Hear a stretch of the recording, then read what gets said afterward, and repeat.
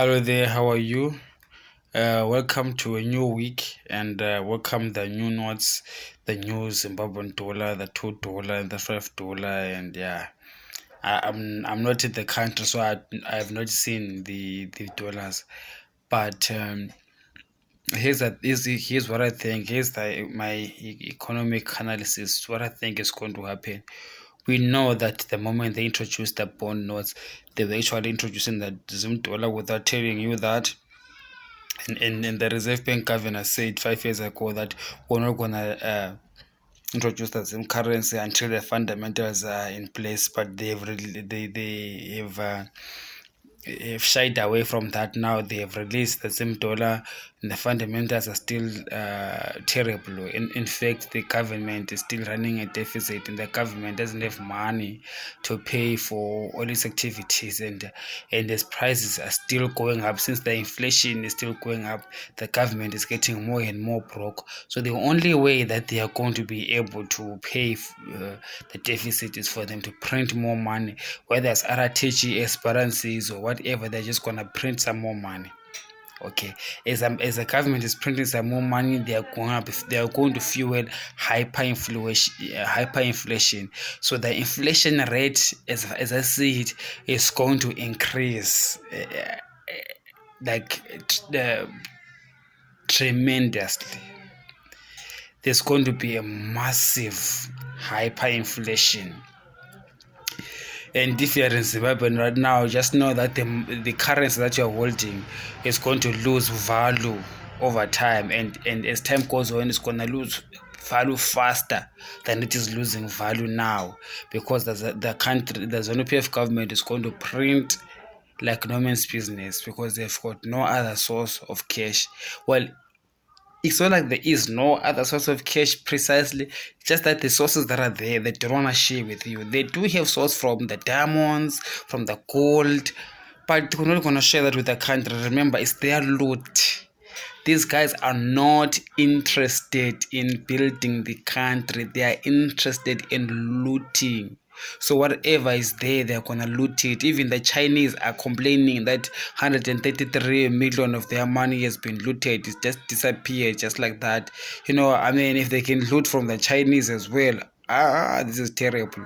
This is very terrible. That if ED's government is stealing from the Chinese, maybe they're sending a message to the Chinese that, okay, you China, you're supporting the vice president, so we're just gonna, it's like maybe they're showing the Chinese a middle finger in a way, by saying, by not taking the aid from other countries, by taking the aid money from China. So there is something brewing there between Emerson Nangaka's function and the Chinese. There is you see, I understood when they were against the American government, during the anti-sanctions rally, and the American embassy was doing their tweets, remember, that were countering what the government was saying.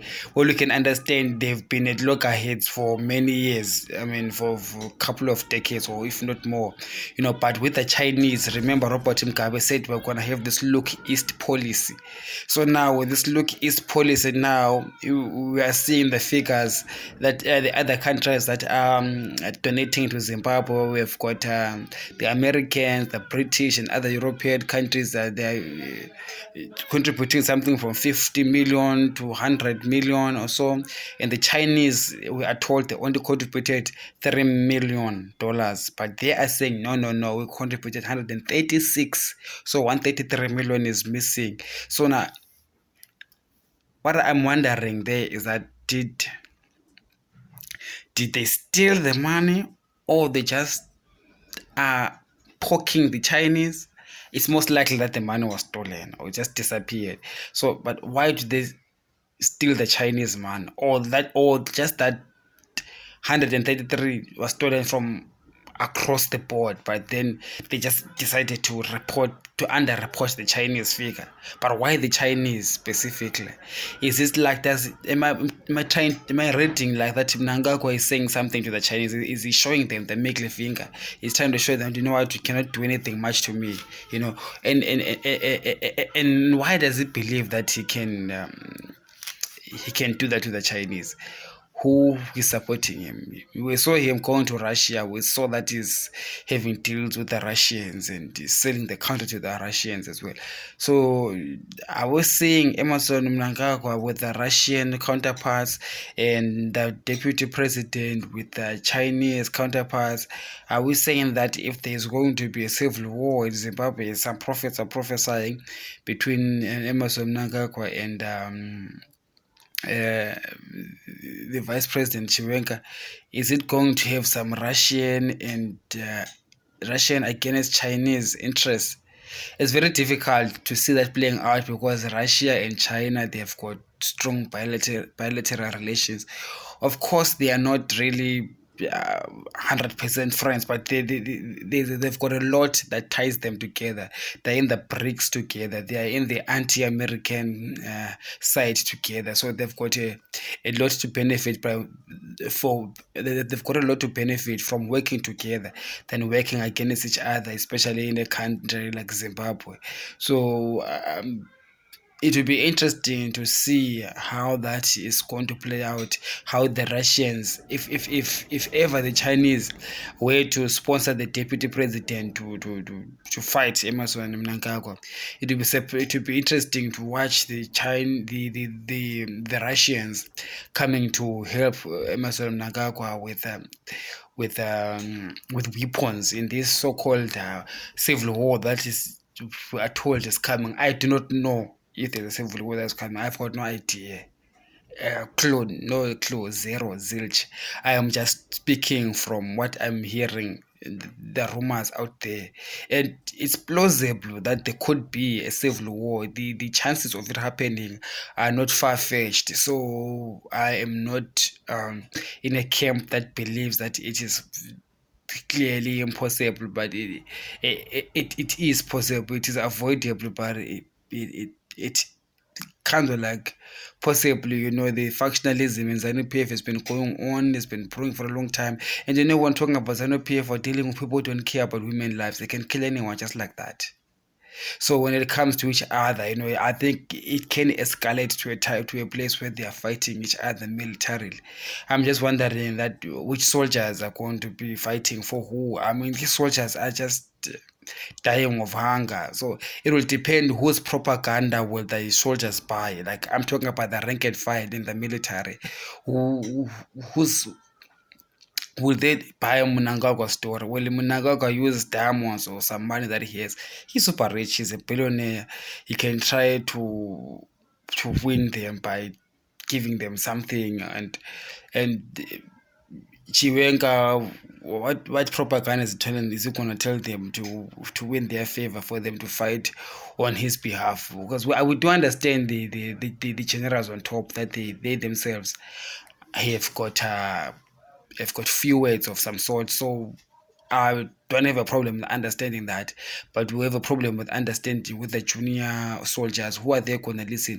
Or are they just going to listen to the one whoever comes in front and says, do this? So if there's going to be a civil war between soldiers, I'll be interested to see, like, for example, how are the soldiers going to be divided?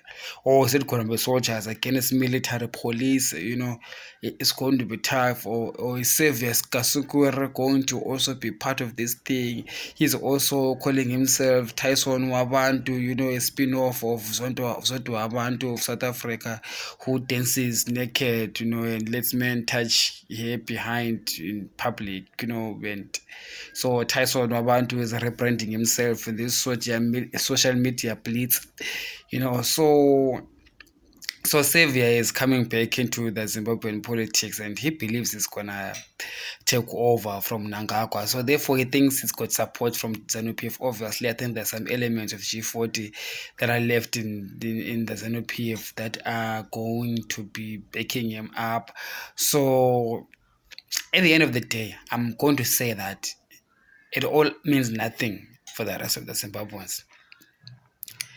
Whether Emerson Mnangagwa wins the war, or whether he dies and Chiwenga takes over, or whether they both die or Kasuguru takes over, it all means nothing. at all. There's no positive zilch for the ordinary people, because the people that are fighting, they are fighting for the loot.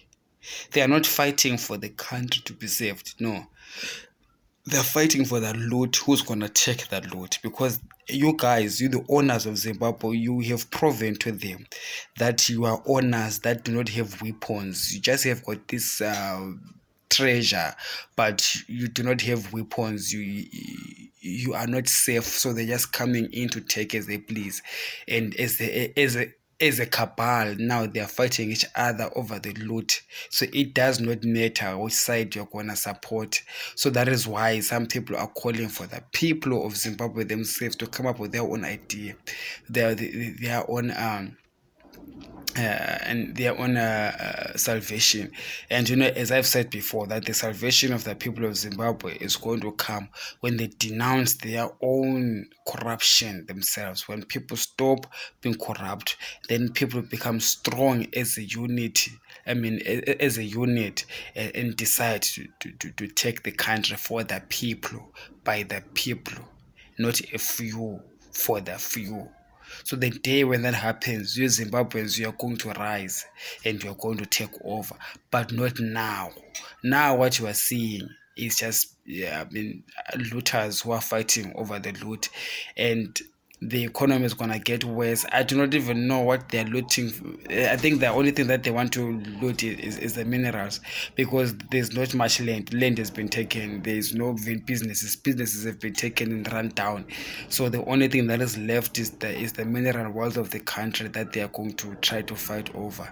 So yeah, that's what we are seeing right now in my beloved country. Thank you very much. Don't forget to subscribe, press the like button there for some more content. I'm gonna be with you. I'm gonna work with you throughout the rest of the year and the future. Let's hope the best for our country. Have a good day.